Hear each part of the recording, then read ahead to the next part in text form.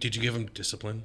Together. You'd be proud of me. I went to the store yesterday and picked up a bag of chips after our conversation, and I put them back. Not giving too much discipline. Not. It's good. It's flavorful. But it's Packs a punch. For good measure. It starts to travel. Now it's in the back of my throat, and I feel it slowly working its way. See, I've been eating mild at the house, not that. It's gonna revisit you later. Hey, if there's one thing I can count on, it's that Ken's got chips. I promise you. I promise you.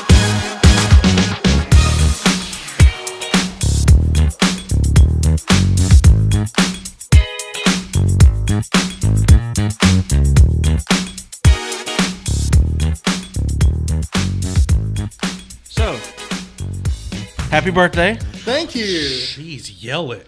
My goodness, dude. Look, my mic is never hot anyway. It is today. Well, good. We'll see. We'll see. So this is Mark, everybody. Hello. Mark Stokes. Why are you looking at me like that? Nothing, man. You seem uncomfortable. Are you uncomfortable? No. I'm about to give him his birthday present. He's uncomfortable So he because is I uncomfortable. used to be his boss. Oh. That's why he's uncomfortable. That's true. Oh yeah, at the school, right? Yeah. Did you give him discipline? What kind of... Let's just let that linger in the air for a moment. Wait a minute. We could probably tell some stories. You probably could. I No, know, because never I mind. still want You to keep my job as a that's teacher. Right, that's That's right. right. You are still Yeah. currently a teacher. Didn't say that. Not say it was school related. Not giving stories. too much discipline. Not. I didn't say it had to happen at school. There It just sounded worse and worse as it goes. Horrible. are a lot of stories involving poop. Yes. Oh, I have many poop stories too. Ken will tell you. We talked about it in our last episode. Yeah. It's fun. Good times. But anyway, I got you a birthday present. Oh, Some now I'm homemade really hungry. salsa. Thank Yeah. you. Salsa. I think you should try it. Salsa. So are you going to share your recipe in the Nope. link He below? said nope. Nope. All right. Hope it don't explode. My brother-in-law's exploded one time. Ooh, Oh, it didn't. it's fresh. Did you hear that? Very fresh. All right. So if only I had a chip to dip in. Oh, looky there. There's crumbs. Hey, if there's one thing I can count on, it's that Ken's got chips. That's I right, promise baby. you. I promise you. This Ken is never low on chips. I'm going to try it too. All right. Together. You'd be proud of me. I went to the store yesterday and picked up a bag of chips after our conversation, and I put them back. What flavor? Jalapeno cheddar. Have you already had them before? Yes. That's why. No. Wait, If it was a new flavor, he couldn't have put that down. I kind of want to try it too with a It's- Dorito. All right, Tony, are you going to try it too? Oh, that's not enough. What is that, yeah, Ken? it's got to have Good chunks. grief, dude. I'll have some. All right. Although this is how you load down. I had my own jar before. What in the world? Did you sit on these chips, Ken? Good grief. It's good. It's flavorful. But it's Packs a punch. it's gonna revisit you later. Oh boy. Well, I'm ready. See, I've been eating mild at the house, not that. That's really good. Thank you. Yeah. Let's see who can wait the longest to take a sip of drink. Just stare. Wait. Did everybody take an equal amount? Oh, I took a good bit. I took more, I feel. Let's do one more for good See, measure. it starts to travel. Now it's in the back of my throat, and I feel it slowly. It is good, though. Still right here. Everybody do working one its more. way- Dude, no. Yes, we're doing a competition. Dude, Everybody should have a that much. competition. Yeah, we'll see who can. Don't What? knock it off. Good grief, Ken. Don't knock it off. I ain't gonna have it piled Oh up my there. gosh, I didn't take my heartburn meds Here, you today. want I took double. No. it's You gotta took be- you took double. All right, We were supposed to. I forgot to grab them off my desk at work. We were supposed to bring in smelling salts for you to try today. He told me. But I didn't forgot know to it was grab like them. Narcan. That's different than like. Well, it's not really Narcan as much as it is ammonia. Okay. All right. Come on, It's Tony. basically straight. see? Okay, hold on. On the book. Oh, well, Here's a pro tip. on my book. So it fits. So it fits. Am I fair? 3, Am I fair? 2, 1. Oh wait, it went up my nose. Oh.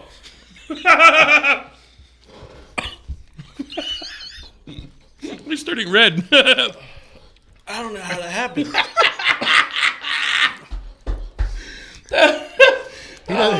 He doesn't seem happy. This was your idea, dude. one more. No. He was so so adamant that we all have to have the fair amount, guys. It went up my nose. You deserved what just happened. Like it came from the back. And now we got to sit here and do this interview with spicy mouths. Like we're not hot ones, dude. I know.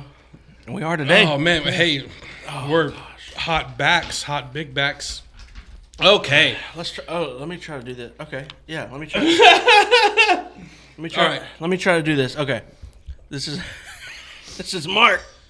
Hang on, let me find Mark Ezra Stokes. Mark, say hi to the people. Hi, Add some people. music. Yeah. Okay.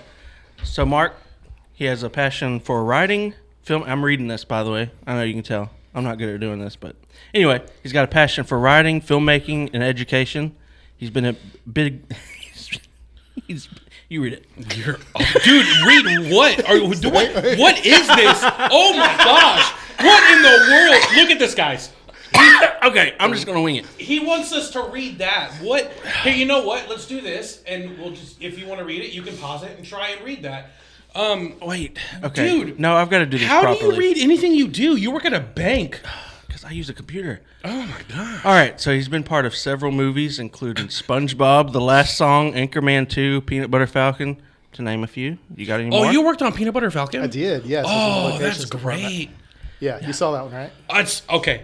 No, haven't seen it, but it's on my list of things to watch. It's so good. Yeah. It's and I know. I've been told. I let somebody borrow it. My I don't know where it's my at. brother-in-law Nate, the videographer, he loves that movie. It's good. He said it was great. It was so fun to make, just because so much of what we were doing was like out in the like intercoastal waterways on a raft, and Right, that kind of stuff. Well, yeah, because they're traveling. Like Yeah. it's pretty awesome. We're gonna rabbit trail for a second. What was your role in that? I was in the locations department. So locations department Okay. make sure that everybody is like they're secured for the location where we're filming, or Yeah. making sure that wherever we're eating, the contracts have been Okay. signed and all that. Making sure parking some days. Some days it's picking up cigarette butts. It's a huge. So was your title like PA? Were you Yeah, a production assistant? Production assistant. Okay, awesome. Locations production assistant. Got it. And so the busiest day, they were filming in the intercoastal waterways, and so all the locations department except for me had something that they were doing. And so there was this crew member. I'm not going to say the crew member's name because I don't want to like throw shade or anything. But they kept changing their mind as far as where they wanted lunch to be. So we had this truck full of chairs, and we kept having to move them over and over and over and over. Well, we were parked on this little side road underneath some like historic oaks, and it was just like a place out there. I'm really bad with directions. I don't know if you've noticed that. I got you. Yeah. I had to send you a pin for a pretty well-established location. Exactly. So long story short, they needed the locations truck, which is this basically like a U-Haul kind of thing, move somewhere, and somebody had parked like where I was going to back up and go in the truck, and so I couldn't go that way. So I thought, well, I could probably go that way. I'll just be real careful. It's really narrow. Yeah. And so I was watching and making sure I wasn't hitting any kind of cars, and I felt boom, and I looked. I wasn't hitting any cars. Like, I guess I'm okay. Hit the gas, and there's like resistance, and then I'm like, okay, that was weird. So I get to the location, and this guy walks up, and he looks at the roof of the vehicle that I'm in, and he says, I can't mouth what he mouthed, but it was Was it choice language? Yes, he was very surprised, and so I got out, and the vehicle had been sardine canned by a low hanging live oak, and oh my god! So I you got fired? No, well, I went to the unit production manager, and I said, so I took these pictures of the locations vehicle, and I did this. Sorry, and he said he's been on, like, he worked on the first Sharknado movie. He was like, everything that I've been on, someone has destroyed a vehicle. This is just the one that we destroyed on this film. Said, you're fine. He said, go get some lunch, because I had been trying to. He said, go to this like seafood place, get some lunch. It's on us, and you're fine. So anyway, wow. Dude, how cool is it that you get to there's a movie out there with a star like Shia LaBeouf, Yeah. right? And you get to say, yeah, a vehicle that was a part of that movie I destroyed. Yeah, it was, and sadly the guys that drive all the other trucks, they're Teamsters, and they're very like proud of their driving skills, and so the Teamster captain came over, and he was mad that there wasn't a Teamster driving our vehicle anyway, and so there was a little tension going on. Assistant drive. Exactly. With the last day of the film, I got up the nerve to walk up to him and I said, "Hey, I'm not going to say his name; he's no longer with us, but I said, you think I could be a Teamster now? You've seen my work." And he just like looked at me like, "I want to kill you." He said choice words a lot too. So This is why we separate royalty from the peasants. Exactly. Yeah. It's awesome. Oh man, dude, that's cool. That's cool. So anyway, he does have an He was IMDb itching page. to finish this. Oh yeah. Let's let him finish. You wanted me to finish it. God. Anyway, you've written several short films. True. Yep. You can see that on IMDb. Yeah. Now you don't. Oh, okay. And today we're talking about his new game, tabletop game. What's it called? It's called Ealdsmyth. Is he saying that right? Is he? Don't tell me. Yeah, just Ealdsmyth. Just read it as it. Read it as it's spelled. Ealdsmyth. Actually, that's Ealdsmyth. It's Ealdsmyth. Ealdsmyth? So, Ealdsmyth. Yeah. first though, Yeah. where's your love for tabletop games come from? So it started when I was in church, like most people who get introduced to tabletop games. Absolutely. The Yeah, heathens. exactly, The heathens yeah. of church. So my kid's minister said he was going to play D&D in church, which scared me as a Baptist preacher's kid. Yeah. Satanic Panic. Exactly. Yeah. I grew up in it. And I need pearls to clutch. Okay, wait, real quick. I'm taking a sip because I'm thirsty. It's no longer hot. I think he lost. You losing? Okay, he's bowing out. I'm just gonna sip this just to show you how. Go ahead. Assert your dominance. Well, then you guys can show enjoy him who's boss, Mark. Exactly. We can watch your forehead glisten with sweat while you try and talk about yourself. Anyway, sorry to interrupt. All right, so where was I? Oh, so we were in church, and he came up to me and said, "Hey, can he play D&D?" And it was like, let me get back to you on that. So I did all this internet research and like, okay, what really happened during the Satanic Panic and everything. And so I saw a couple of people who said a couple of things right when CNN became like 24-hour news. Everybody was trying to find news content for it. And realized it was blown out of proportion, started looking at the game itself, was like, okay, I think he won't like forever lose his soul. But let me play with him just to make sure.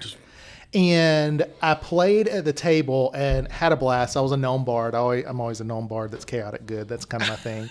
But yeah, I played. And then after that session, we were riding home and my son started like opening up about all these like real problems he was having at school that he had not talked about before. And it was like something had pried open that part of his mind that made him feel comfortable being himself and communicating. And that's when I realized there was something special and just kept diving in more and more from there. That's pretty awesome. So there was like some kind of static or something. Yeah, I hear it too. I don't know where it came from. Yeah. It might have been the fans on my computer. Now that I think about it. Oh, yeah. Because every once in a while, it just dispels heat. Yeah. That does remind me, though, like when I was a kid, and I think it was 2nd or 3rd grade, the whole Pokemon thing got banned at school. But So you couldn't have cards? Pokemans. we couldn't have anything. Like, I think they let you keep the book bags. Well, that was But nice you of couldn't them. have, like, pencils, pens, anything. That had Pokemon on it. No. Lunchbox. Well, I think there were certain things that they had You to had let to have lunch. You had to have books. Yeah. Yeah. And they couldn't make you change your clothes. Right. But anything else, they banned it. But I remember, like, I wasn't allowed to play with it because of, I don't know, something about the devil, something. Yeah, because it's pocket monsters, which means it's clearly demonic. Yeah, that's what Clearly. it was. That's what it was. So yeah, they were preaching it in churches, Yeah. and kind of the same thing, but just after. That was in the 80s, right? What, Pokemon? No, the Satanic D&D. Panic? Yeah. Yeah. So it kind of just carried over to everything else. Yeah. Not a part of Satanic Panic, but to give a little bit of credit towards people that are against Pokemon, when you really think about it, I mean, if I were to go out there and just find a couple squirrels and put it in a box and tell them to fight to the death. It's like dogfight. That's actually pretty problematic. Yeah. And that's essentially what Pokemon is. Yeah, is they're just catching animals and forcing them to fight to the death. You know, I read the history of it yesterday. I saw an article. I sent you part of the article. I'm not going to repeat that. But the history of it was the guy who created it was obsessed with getting bugs and collecting them in jars to fight. I did hear that, yeah. And that's where it evolved from. So that is what it is. He just wanted them to kill each other. And now he's like, but now it's an innocent loaded. kids game, and it's wonderful. Have you ever played the actual card game? Yeah.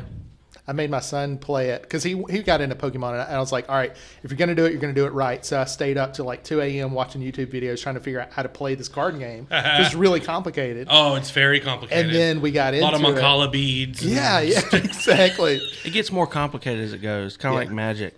Or I think Yu-Gi-Oh. Magic is less complicated Yu-Gi-Oh. than Pokemon. I meant Yu-Gi-Oh. Yeah. I mean, the thing is, once you get the feel for it, you just this is what I'm supposed to do. But yeah, my son actually joined a Pokemon League for a while when we were in Savannah.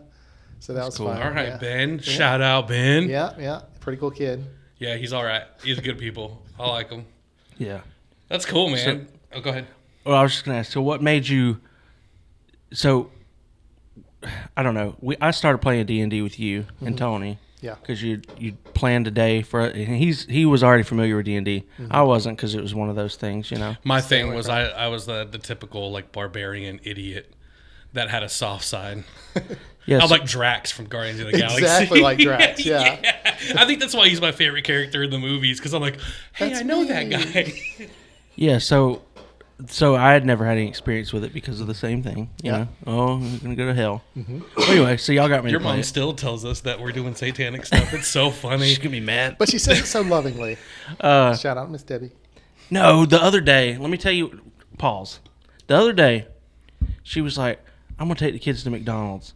And then she brought them back, and the toys, she goes, I thought you were supposed to get Pokemon cards. And I said, wait a minute. Wait a minute. Hold up.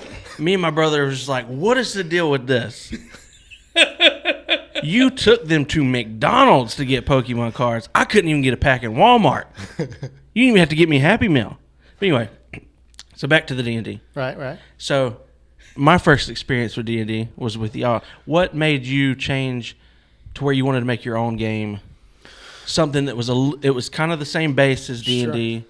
Yeah, it really came down to me, Roger, and Greg, the two other guys that helped made Ealdsmyth. We all worked on it together. We were coming up with a retreat we were going to do up in Sewanee, Tennessee, where Roger's actually, he just graduated from seminary there. And he was trying to do some type of retreat for the students there. And we thought, okay, we're coming up with like, here's a scenario. It's going to be like in an alternate 1800s Tennessee. Like that's what we wanted to do. Yeah. And we were diving into like, okay, but if we have people who haven't played D&D, we have to like allot for an extra hour to create characters and like get them into it. And then we were like, why don't we have to do D&D? Like, let's just create our own thing. So we literally in like 2 or 3 months time came up with this whole system and then put it into effect. And it's an attempt to get people into tabletop gaming without the intimidation of I have to know the rule on page 293 because that sometimes relates to my student to my character and it's just overly complicated. And so we took the complication out and had really great results. Well, it really works because, I mean, I've only played it once, but Tony understands more of the rules and stuff for D&D. To me, it's just too complicated. He knows, like, even through video games, I just skip the tutorials. I don't have the patience to learn it. But this was, and I'm not saying it just to promote you, I'm being serious. It was so much easier to pick up.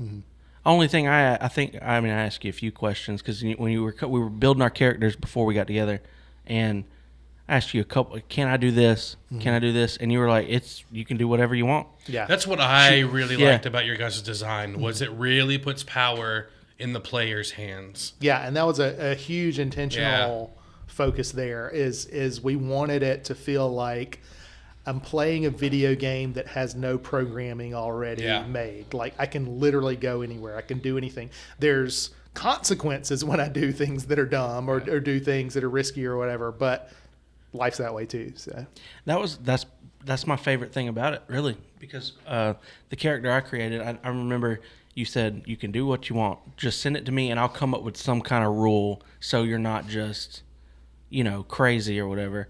And I think I was a guy that was, and nobody else knew except for me and you, I was a guy that was a werewolf secretly. I don't remember. Oh, spoiler alert. I didn't know that. Yeah, you did. No, I didn't. You were in the game. But you never turned into a werewolf. He did. Yes, I did. You did? I don't remember that at all. That's the rule I was about to tell. Yeah. The mechanic was that he came up with, when I transform, I had to leave the room, and I have no idea what happened. You don't remember that? You don't remember? I literally left the room because that was the thing. It was like once you turn into a werewolf. Wait, yeah, because you couldn't. Yeah, I literally walked out of the room, went to the bathroom, grabbed something to drink, and I came back. Y'all texted me when I was ready to come back, and then I was like I was awake again. I was human form, so I had to figure out from that was a cool aspect. It too, really was cool. That. I liked it. Yeah. Yeah, so stuff like that. I do remember my guy was like very mystical, and I had I think it was a ring that belonged. It was like, and I could hear all my ancestors' voices, like giving me. Y'all didn't know that part. My ring like it had all my ancestors' voices in it, and they could still talk to me through the ethereal like realm or whatever you want to call it. They could still talk to me and give me advice and like, hey, and so like I was getting points towards my roles that you guys didn't know about because my ancestors were helping me. It was super cool. Yeah, that was pretty cool. Yeah, gives you a lot of creative freedom. Yeah, and that's one of the things I can't remember because we've had maybe like 2 iterations since we played with you guys. Did we have the thing where if you rolled a 20, you took over the narrative, or if you rolled a 1, you took over the narrative? Oh, I don't think we did that. No, I don't remember that. So that's a thing that we've added that has been really successful. Kind of like creating your critical hit. Yeah, like in D&D. But the thing is, instead of just getting excited when you're really successful, you learn to get excited about miserable failure too, and kind of allow yourself to like laugh at that, because if you try to do something and you roll a 1, well, now you narrate how terrible was it, and it takes the pressure off of like, oh, I let everybody down, I rolled a 1, now we're all gonna die. It becomes like, okay, here's this wacky thing that I did. Same thing with the D20 is because the goal is not to like necessarily beat the game. This is a D20. That's a D20, by the way. Sorry, yeah. But giant D20. It allows you to. Kenny threw me off. Sorry. Just showing the people what the dice was. All right, so the thing about what a horrible host, dude. He can't read his own handwriting. I know. He's throwing you I'm off about your to walk. game. Yeah. Get out of here, man. It's not worth your time. Set a timer. Hey, you know what? Tony's got a whole prompter over there that he ain't reading from. Exactly, because I can conversate. I don't need to do all these crazy things. Let me just sit back. All right, so D20. Long story short, it's probably not even an exciting story now, but apparently, what I'm trying to say is that you get to narrate when something awesome happens. That also kind of takes the so you don't call it a DM, you don't call it Dungeon Measure. What is that? What are they called again? Steward. That's right. The game stewards. Yeah. So how takes the pressure off of the steward too when you let people decide things like that? Yeah, and that's cool. The thing is, I think when a steward, the person running the game, realizes that I'm not having to pull all the strings by myself, part of you is relieved, but then part of you is like really scared at first. Like, where are they going to take this? They're going to take it in a direction I'm not planning. But when you allow them to take it in that direction, it gets way more fun than it could possibly could if you just railroaded them. So, absolutely. As I remember, I've DM'd before, but we talked about me doing a DMing game and the pressure of just like writing a story. I haven't had time to do anything. My life is crazy. Yeah. So like that is an aspect that I would appreciate, is like, I could just give you the bones and you guys can help me write the story. The cool thing, Roger actually created this template that we like to use where it's like maybe 1 page front and back. You have like, here's 3 narrative hooks.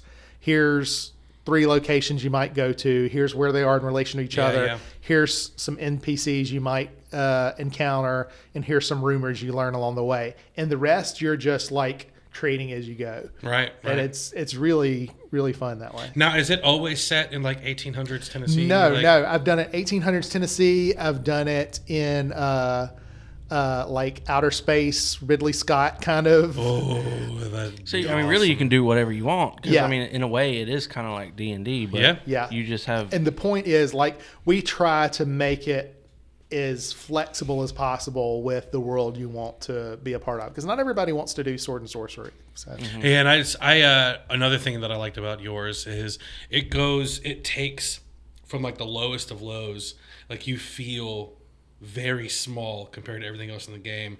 And then just to be able to see, I mean, we didn't get to a high level where like everything was maxed out or anything like that. Right. But the potential that you could see, like my guy had a book that was tied to someone called the Hag. Yeah. And if I got to a certain level with that book, I could literally, if something bad happened, I can change that bad thing if I wanted to into giving our team an advantage. yeah,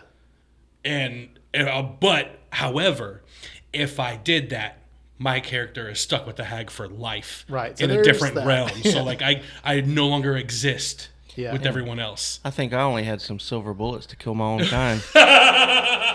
well, not everybody. Nerd alert. That's what you get for going with your typical like vampire werewolf stuff, man. It was fun. It was fun. It was a good time. Definitely.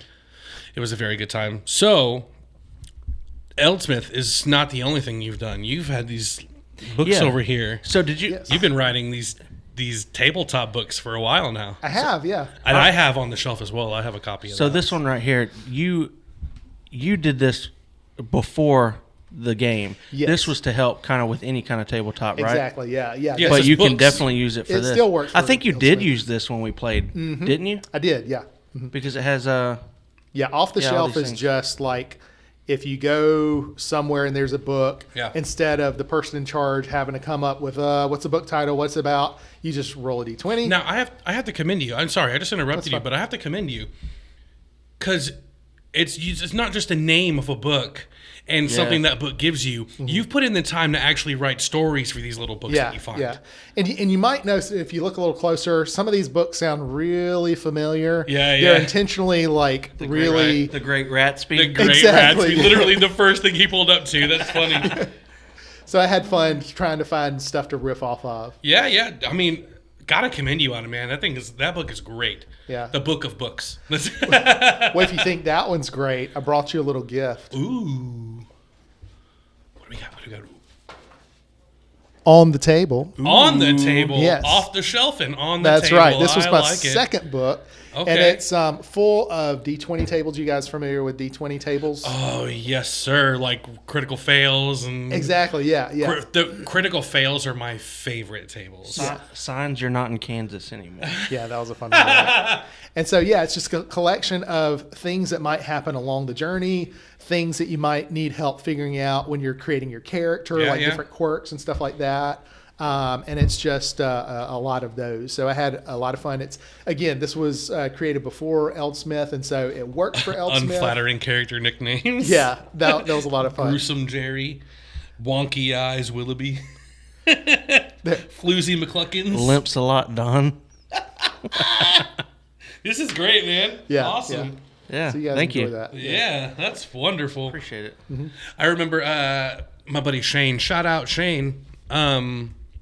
He was DMing game, and whenever he DM'd games for us, this is when I got started. I got started with my friend Shane and my buddy Daniel, and we're playing, and he was the type of DM that always had a character on the team as well. So he didn't just storytell; he was also part of the team. But he always chose a character that was like kind of not as strong as other people.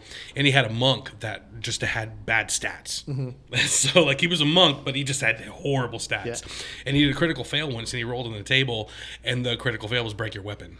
Like your weapon Then broke. he doesn't have a weapon if he's a monk, right? His feet and hands. Oh. So he kicked the door and broke his leg. I absolutely love critical fail tables. They're my Yeah. favorite. Yeah. My absolute favorite. And the thing that I learned pretty early on is if you're trying to like max out your character and make it super awesome, Yeah. you're going to be so bored out of your mind. Oh, right. But if you have a character that has flaws, that it Yes. might not be like the most annoying guy in the world, but has enough flaws to make him unpredictable, make him have a story that he has to like live up to, and all that. That's a lot more exciting. So my friend Daniel and I, in that same group, the one long game we had going, I played. I don't know if you know it, but I know you know it. An Azur. He's a little dwarf character, a super strong character, and he played a tiefling something. But he and I like got so strong in our game that like fights just weren't even fights anymore. Right. Shane had to come up with like really difficult bosses for us to fight. Mm-hmm. And so I used that in the next game that I created. I just made it in the same universe and I made our characters the bosses that the characters had to fight. There you go. Yeah. And it was rough. Yeah, I actually went to. Did I tell you guys about the festival in the forest up in Ohio? Yeah. I was going to ask about that. I was getting there. Yeah, so I used to go there. I started out going as a player and had this gnome bard, chaotic good always, named Ribble T Biscuit Shanks. Yes. And Great name. Yeah, Great name. he became kind of a legend to the point where when they asked me to come back as a DM, I worked in the background that Ribble T was always like trying to do some stuff. And in the very last session, the thing that he was trying to do, he was trying to become a benevolent lich, which is brilliant. Like, you're going to suck souls for good. And he was chaotic good. Exactly. Yeah. So I'd found these books. And so I was like trying to make it work narratively. I thought, okay, this has to end with somebody really meaning well, trying to find power to like overthrow a greater evil, but he goes too far. And the players had to fight him and they had to destroy him. And I took a moment. There was they had this thing called people who are actual like NPCs that walked around in costume. Yeah, and it yeah. was like LARPing a little. Oh, gosh. Yeah, which was fun. But so I had the NPC at the table and he was playing with us, and I just got to a point where like, I'm gonna need you to DM this fight, because I was like tearing up at the idea of my character like dying after all this that I worked through. Yeah, it was a legacy you built. Exactly, yeah. So what was interesting is 2 years after I couldn't go anymore because of the day job, it was hard to travel up. They figured out a mechanic where 200 years later, some characters revived some heroes that the Raven Queen had kept as trophies, and one of them was Ribble T Biscuit Shank. So he came back and he was redeemed, and it was a nice awesome. thing. Yeah, That's great. So if he would have died, permanently, would you have used him like maybe in some other game with other people, or would you permanently retire him? The thing is, just because a character dies, and I tell my players this, just because a character dies doesn't mean the story ends. Right. Because like Ribble T Biscuit Shanks, the books that he found, I love that name so much. It's a great name. The books that he found were written by Body Knock Bobblebomb, my original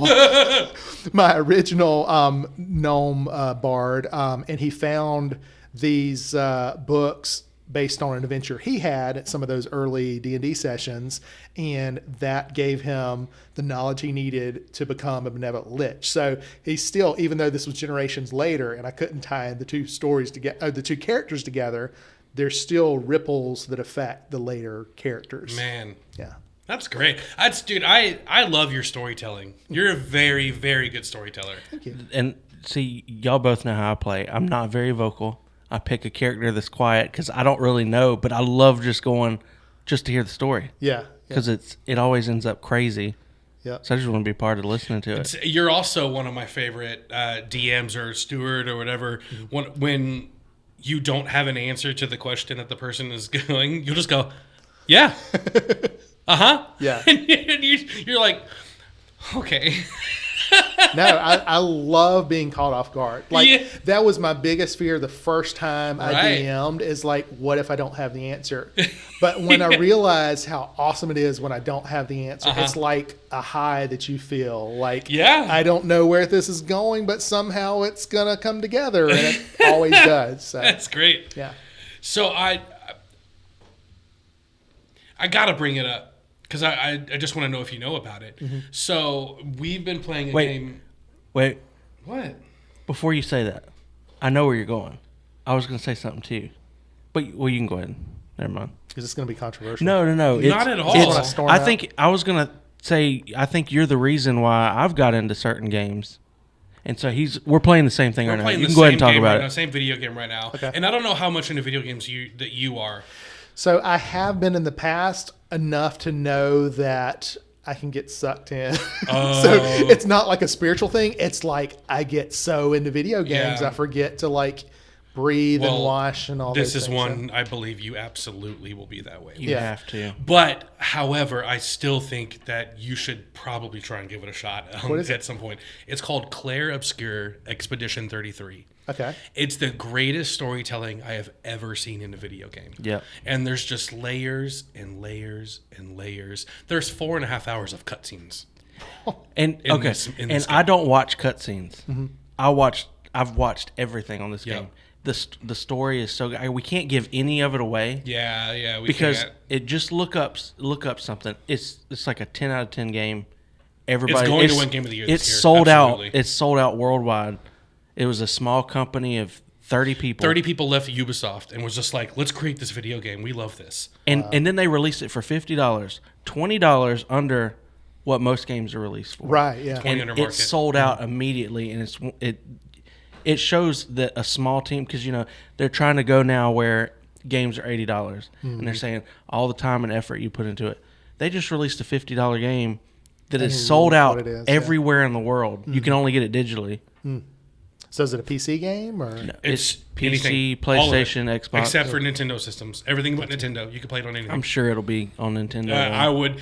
Nintendo, I think would be unwise of them to not pick it up. Yeah. It's so good, but see, I wouldn't have even played that if it wasn't for me getting because I started with y'all. Well, I mean, we only played it a few times, but then I played Baldur's Gate 3, which I thought I was like, that's the best game I ever played.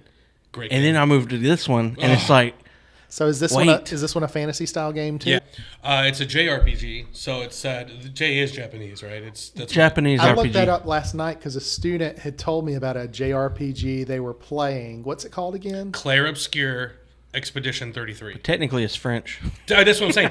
That's what's funny is they're all UK and or French employees, but they created a JRPG. Interesting, because it's just it's very much like that. French characters. So you ever heard of Legends of Dragoon? Yeah. Okay, so Legends of Dragoon, it was a game that whenever you were attacking in it, you still had to show some kind of skill based thing, like activity. So like you would attack. And it wasn't just an attack. These squares would like come down, and you had to hit the button when the square dropped at a certain point. So you had to show some kind of skill still. It wasn't just like a turn, I pick this and go. And so they did that with this game as well. It's kind of like Wii Bowling. I mean, yeah, you still have, like, you could do it. You could play Wii Bowling and just throw it down each time. But if you learn that wrist flick, right, and you get a strike every single time. 300s all day on Wii Bowling for me. Sitting down. I used to sit down. Yep. Whoop. Whoop. But so like this one, you can attack, but you also have to hit a button at a certain time to get everything down right.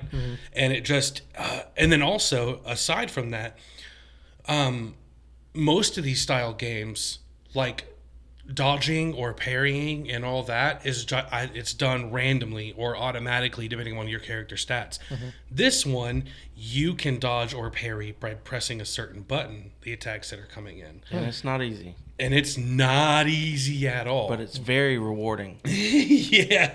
But it's just the skills and the system of the game are cool. However, I think you would fall in love with the story. Really? That's in fact, I've been excited for this episode shooting with you because I wanted to tell you about this game.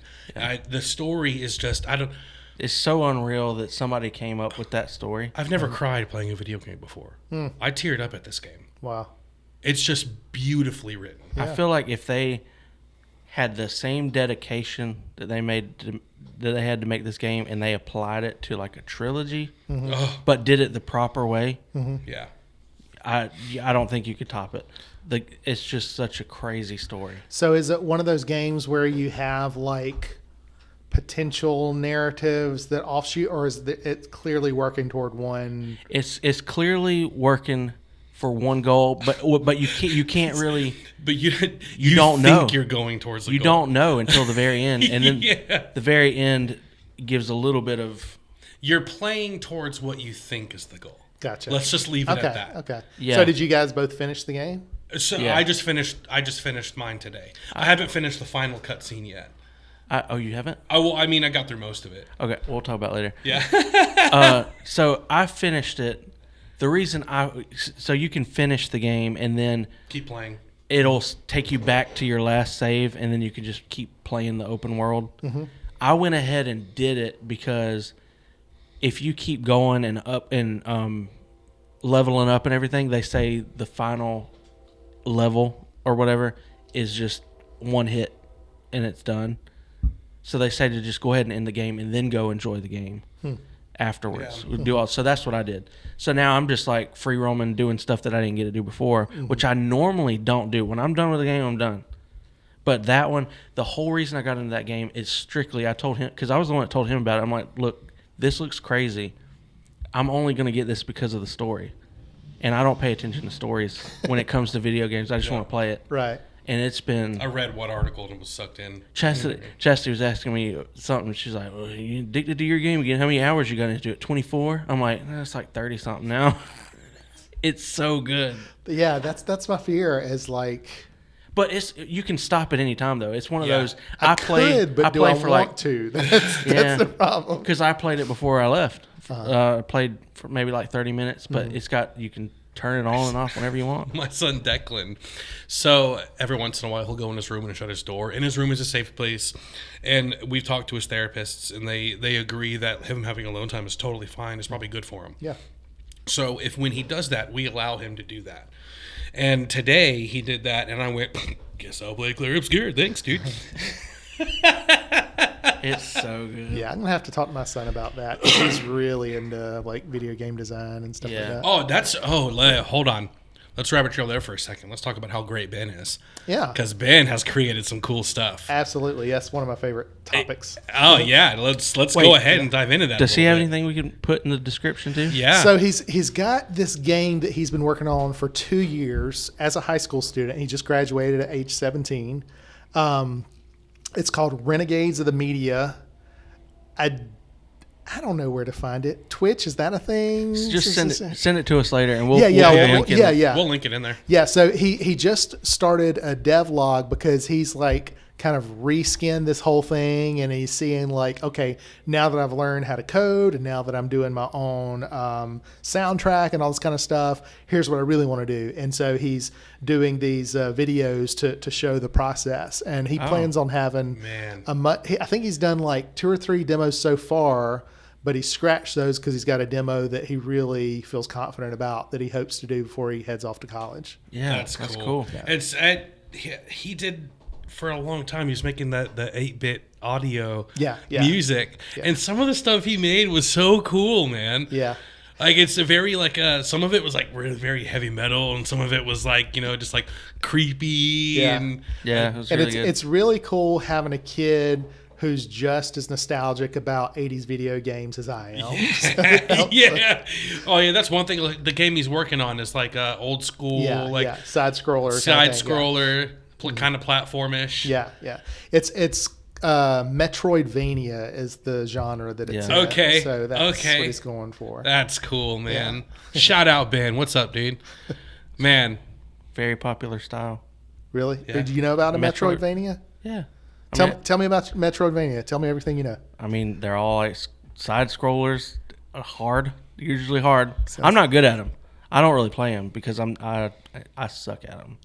So is it a Metroidvania because it like continues instead of like here's level 1, here's level 2? Is that what makes it a Metroidvania? There's a lot of like the old Metroid games were side scrollers, but you had to do a lot of backtracking too. Oh, I remember. But it's Metroid 2 on Game Boy. It's Metroid. Oh, I had the hardest time with Metroid 2. I love that game. I could never get past the first boss. I couldn't get my dad to put down the Game Boy for me to play it. What they mean by Metroidvania is Metroid and Castlevania right? mixed. Yeah. And I'm not good at those. But, I mean, they're so popular. Mm-hmm. Oh, yeah. I mean, wildly successful games. Yeah. That's why they still make it in like this. Metroid hasn't created a game in many, many, many years, but it's still a character in Super see Smash that Bros. new one? Exactly. Yeah. Did you see the new Metroid? No, Metroid, but it looks like it's going to be great. Metroid Prime 4. It's. I've seen pictures. I've seen first. stills. It's first person shooter, but it looks crazy. A Metroid first person. A shooter? Metroid first person. I've seen pictures. Which and they've it looks had. wild. They've had first person before. It gives me like Doom vibes. Really? Yeah. So is it going to be on Switch too? I would imagine so. It is. It reminds me of more like Although Halo. I'm so disappointed in Switch 2. Like Halo mixed with something else. Mm-hmm. But it looks really good. Okay. Very disappointed in the Switch 2 release. Yeah, I've heard. I haven't been following a lot. I heard not 2 so hour great battery things. is. But also, like, some of our friends weren't really fond of what the Mario Kart game looks like. That it looks like a open downgrade. world. Yeah. Looks bare bones. It does. I've watched a lot of videos on it. It looks very like they hyped it up, but then there's not really much to do in an open world driving kart game. Which That's what the new like Need for Speeds are like now. It's very much open like world. Minecraft with cars. Yeah, I guess so. Whatever you want to call it. I don't know, but I don't see it being $80 worth. Yeah. There's no way. Yeah. I mean that's they're asking a lot. Mm-hmm. I've seen plenty. I went in there the day it released. I went into our Walmart and they had 5 or 6 consoles. I sent you a picture. Yeah. And they don't have. I haven't seen any since then. But the games they're not selling is Mario Kart. Really? It's the $80 games. All the rest of them you'll see like cleared out or whatever, or maybe 1 or 2 left.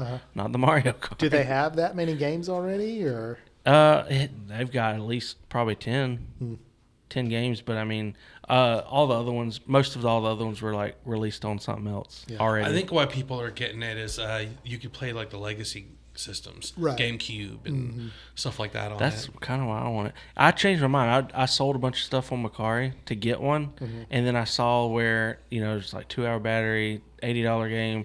I was like, I'm just gonna get a PlayStation. So I went and bought a PlayStation, and I don't regret it at all. It's really sad too because there's people making videos of like buying it and then walking outside and throwing it on the ground and like I just like. Well, dang, that's y'all stupid. That's clickbait. Yeah. But I saw a video. There's a couple game channels I watch where they own video game stores, and this one channel I was watching said they've had 3 traded in since it released, and one of them was the day after. They're like, he just said he hates it. Yeah. Yeah, it's Dang. not good. Yeah. Meanwhile, you got PlayStation and Xbox, and they're releasing like these handhelds that are just crushing it. Really? Oh yeah. Yeah, because right after I bought the PlayStation, I sold some more stuff, and I got the Portal. Mm-hmm. Because I don't really get to play too much, but if I can sit on the couch with a handheld, oh man, I love it. Oh, I love it. I'm telling you, when the Xbox One comes out this year, it's over. Babe, you can watch whatever you want. Yep. So going back to that, you should play Baldur's Gate. I thought I was playing the Clair JRPG. obscure. Well, that too, but going back to Baldur's D&D, Gate is cool. You'll see basically what Baldur's Gate's going to do for you. I feel is it's going to give you all the visuals Right. Yeah. that you were like, oh, that looks cool. Oh, that looks cool. Like that's what for you specifically. I think that's what you'll like about it. Yeah, I'm pretty sure my son's played the Baldur's Gate games. Because it very much so the story itself, it's probably something that you came across throughout the books. It's not a comic. It was an original story. It wasn't like the basic stories they give you from the books, but it very much follows the same like D&D line. Yeah. Right. Yeah. Clair Obscure, I've seen nothing like it. Oh my gosh. So I mean, I would go with that one first. Okay. I'll I would think go with about that it. one forever.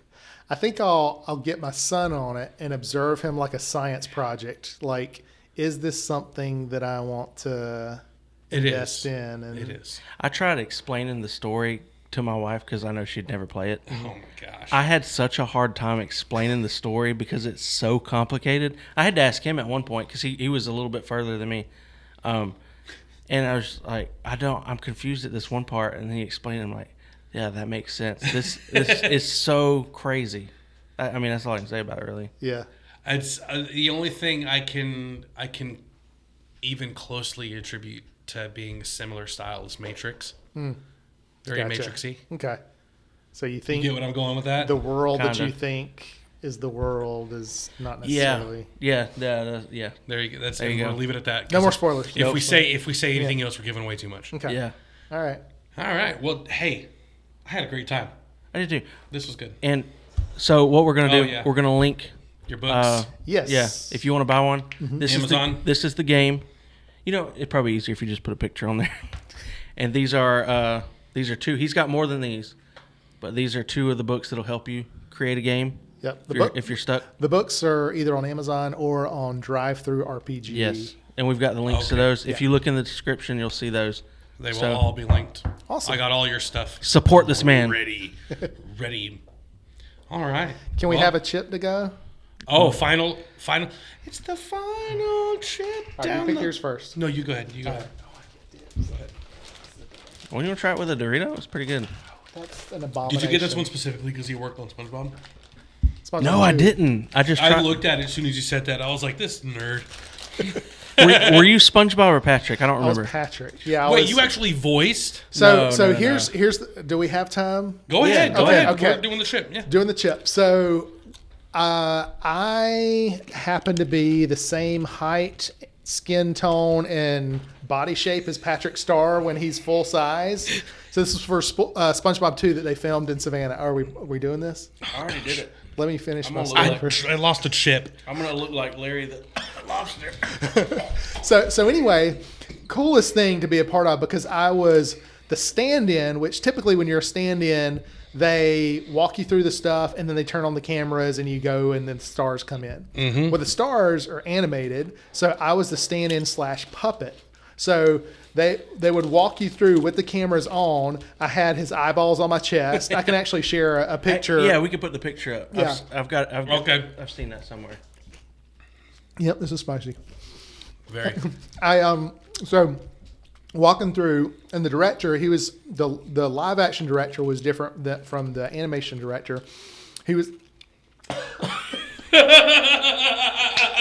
Yep. Let me tell you a little bit what's in it after your story. Yeah, after the story.